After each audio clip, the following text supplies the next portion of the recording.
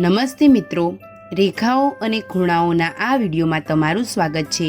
અગાઉના વિડીયોમાં આપણે સમાંતર રેખાઓ અને છેદિકાના કેટલાક ગુણધર્મો પર ચર્ચા કરી। આજે આપણે તેને સંબંધિત કેટલાક પ્રમેયને જોઈશું। જો એક છેદિકા બે સમાંતર રેખાઓને છેદે તો છેદિકાની એક જ તરફના અંતઃકોણોની પ્રત્યેક જોડ પૂરક હોય છે।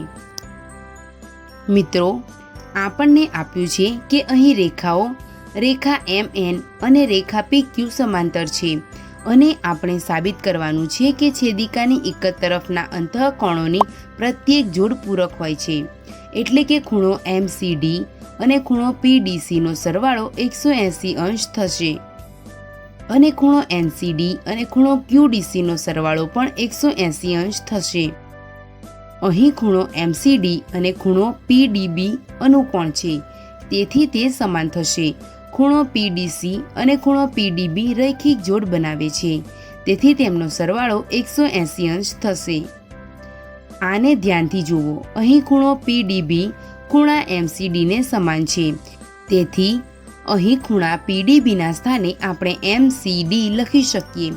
હવે આપણે કહી શકીએ કે આ બંને ખૂણા પૂરક કોણ છે।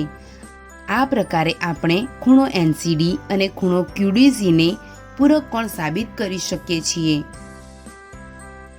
મિત્રો, વિડીયો રોકીને તમે જાતે તેને સાબિત કરવાનો પ્રયત્ન કરો। આગળ વધીએ।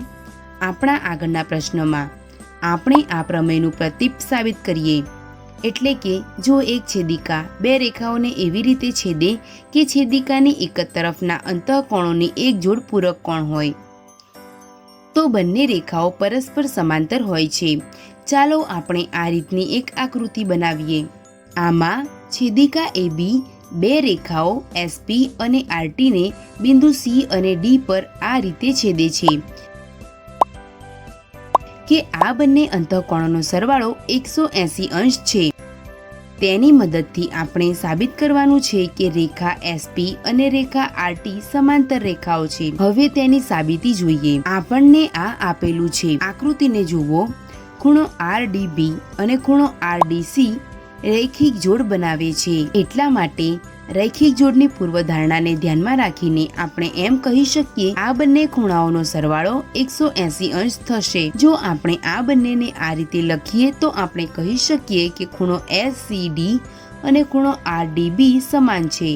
આકૃતિને જોઈને આપણે જાણી શકીએ કે આ બંને અનુકોણ છે, તેથી અનુકોણની પૂર્વધારણાના પ્રતીપનો ઉપયોગ કરીને આપણે કહી શકીએ કે આ બંને રેખાઓ સમાંતર છે। મિત્રો, આ વિડીયોમાં બસ આટલું જ।